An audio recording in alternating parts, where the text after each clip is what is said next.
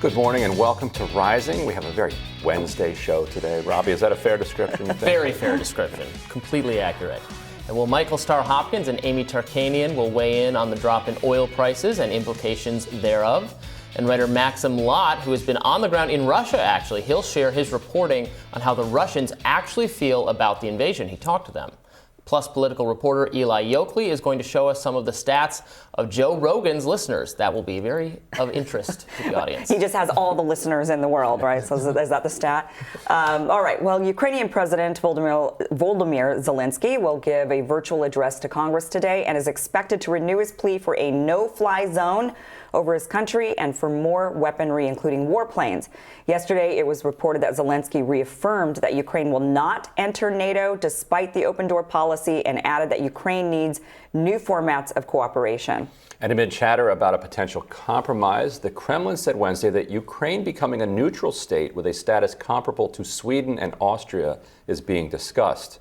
Now, the tabloids are saying that Putin's days to win the war are numbered before his forces buckle. According to the former commander of U.S. forces, Russia has only 10 to 14 days before reaching their breaking point. That sounds like propaganda.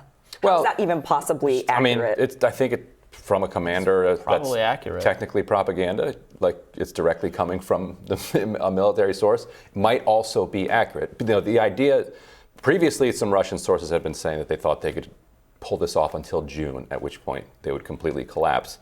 But if you believe that his vision of the war, or his special operation, was that he was going to come into Ukraine and that Zelenskyy would do the same as Ashraf Ghani did in Kabul, and as soon as the forces got close, throw a bunch of money into helicopters and flee.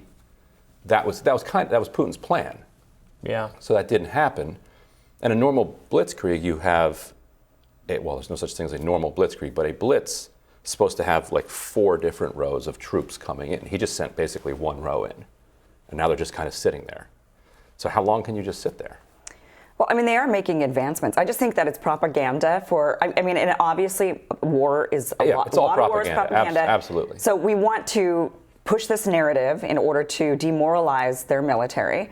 And to help boost up the Ukrainian military by saying, look, they're going to cave, they're going to fold, they're not able to withstand this. But I think it's bonkers to believe that the Russian military can only implement an invasion or a war for a matter of weeks compared to how long have we been invading countries and how long have we been sitting there? Years.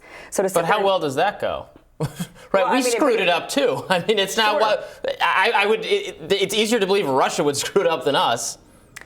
I mean, but saying that they could only last for what? How long have they been in this war? In Iraq, since February 20th. In both Iraq and Afghanistan, we established air supremacy immediately, and so we had supply chains that could just move seamlessly. That we would pay Halliburton, $1,000 per person per hour, to move soup from Kuwait into Baghdad. And so you can, as long as you can keep printing money, you can keep that going an awfully long time.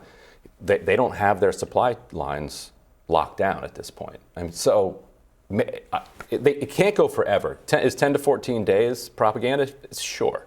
But it also can't go for 20 years in this situation. No, it's also freezing. Right. Like they're running out of gas. Like the soldiers soldiers did not like enlist in order to invade Ukraine. Like there's a lot of structural problems that he's genuinely confronting, even if that aligns with some of the propaganda that the U.S. and Ukraine would want to put out, right? Yeah, their invasion strategy was a mess, too. They invaded from all sorts of different points. They're spread very thin. I mean, I get that is the narrative that is being pushed out. It's not the narrative, it's true. Totally it is a tactically very fraught invasion.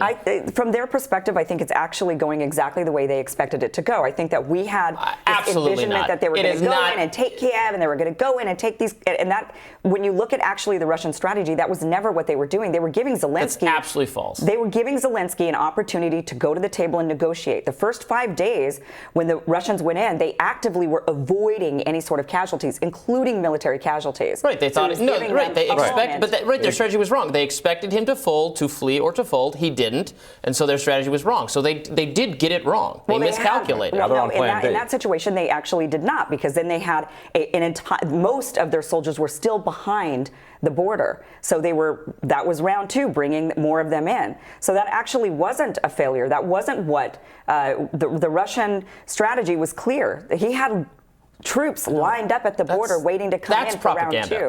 That is propaganda. That's what happened. So then they came in. That's a good point about propaganda, because that actually is what Putin's saying. He's like, no, this is going perfectly according to plan. It might be, but it's also propaganda.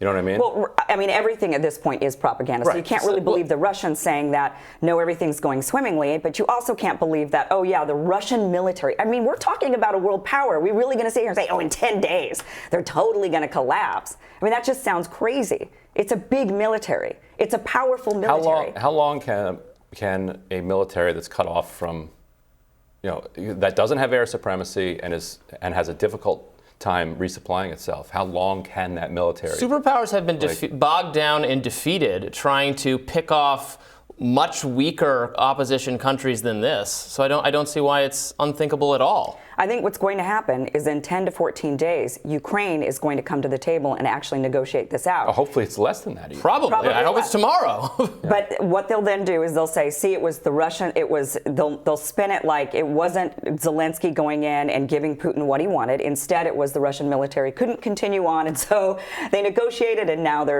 now the war is over. But that might be the case. I just don't. I think really what's happening is Ukraine is probably actually more likely to start negotiating. Their country is being demolished.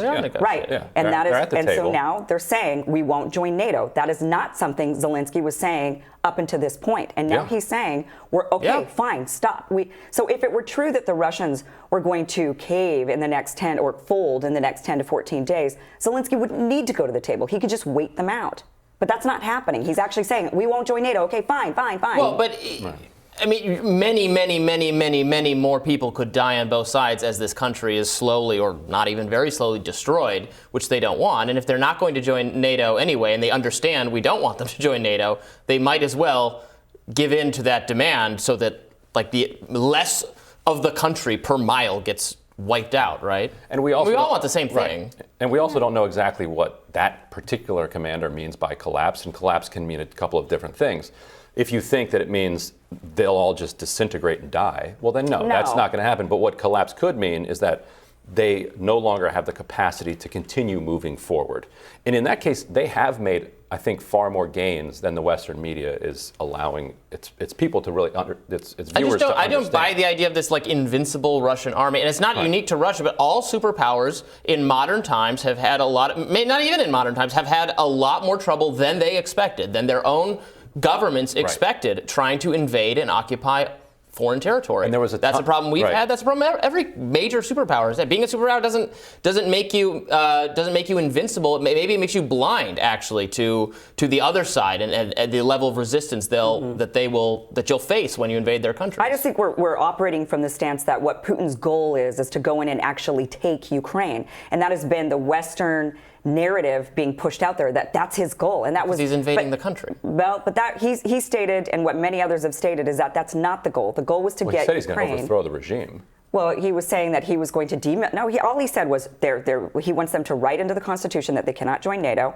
He wants to denazify and demilitarize. Denazify and demilitarize is very vague. This gives Zelensky the opportunity to come to the table and have some sort of negotiation on what that means exactly. So they could get together and say, okay, what do you mean by denazification? What do you mean by demilitarization? And in which case, they could then make an agreement. It was giving Zelensky an option. NATO's not an option.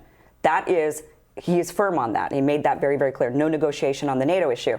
So now Zelensky's saying, okay, fine, we won't join NATO. Now they have to work out what is denazification and what is demilitarization.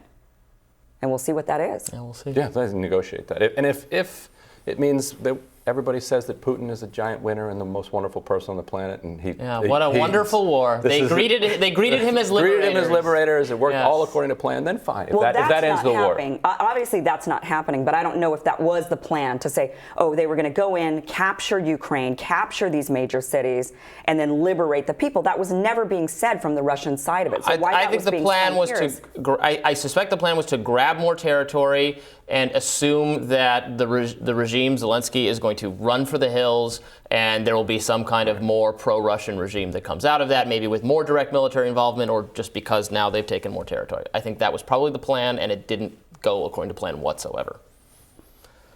Anyway, we want to mention that two shows, we were talking about that for longer than we expected. Two journalists working for Fox News were tragically killed yesterday in Ukraine. 55-year-old cameraman Pierre Zakrzewski and 24-year-old Alexandra Kushinova died when their vehicle was struck by incoming fire in the outskirts of Kyiv. Following the news, a journalist from The New Yorker said it was a tragedy. The cameraman died for a TV network that airs a pro-Putin propagandist. As its top-rated primetime host, Glenn Greenwald, pointed out the utter disgrace in exploiting the tragedy to smear another journalist, Tucker Carlson, presumably. There's always someone who tweets something like that. Right. Right, when in the wake of someone dying or something like that. Just don't say it. You don't have to score. You don't have to score just points don't on say it. On somebody's death. I'm sure no one at Fox News is. They're all probably devastated that their colleague died. Like, just lay the F off. Yeah, it's like saying that, like, people who died of COVID. It was like, well, they were anti-vaxxers, so there you go. You know, and it's just. Yep. It's disgusting. It's exactly like that. Russia recently imposed some of its own sanctions on top U.S. officials, including President Biden, his son Hunter, Hillary Clinton, Anthony Blinken, Mark Milley, Jen Psaki, and more. Jen Psaki got hit with these sanctions. The Psaki bomb. She was asked actually about this at the briefing yesterday, and she said, well, I don't have a bank account in Russia, and I'm not planning to travel to Russia, so I'll power forward. And she also noted that Joe Biden is technically Joe Biden Jr., and so Russia sanctioned his father. His father isn't still alive. No. Of course not. Maybe, I don't know. Sanctioned Maybe his spirit. Yeah. His soul is being sanctioned. So what are they sanctioning exactly? I mean, what sort of power do they? It's kind of like the U.S. sanctioning the oligarchs, I suppose, the Russian oligarchs. Well, how do we do that if they're banking in Russian banks, and then vice versa? Not. That's why Chelsea's football team is in so much trouble, because it's in England. So they have so many assets in the West that they're more susceptible to sanctions. And so if there were, if Joe Biden had a bank account in Russia, now Hunter Biden might be like, darn. Can't sell his paintings in Russia? Is that maybe Biden, he has a Russian series of art? Hunter Biden might be the only one that may accidentally have gotten caught up if he had some Russian account that he forgot to close a while ago. Yeah, I'd be interested to find out exactly. But in general, it's troll. Yeah, just saying, well, we're hitting you people. Yeah. But Jen Psaki, to include her. I'm sanctioned? No, you're sanctioned. Yeah. That's good. They know who she is because they see her on TV. Right, yes, She's just a very visible face of the and her, the redhead. The redhead who says things. Got her in there, too. Also, they know her. She was a State Department spokesperson, too, back under Obama. Right. So they have probably hated her for a very long time. Yeah. Anyway, we'll tell you what's on our radars up next.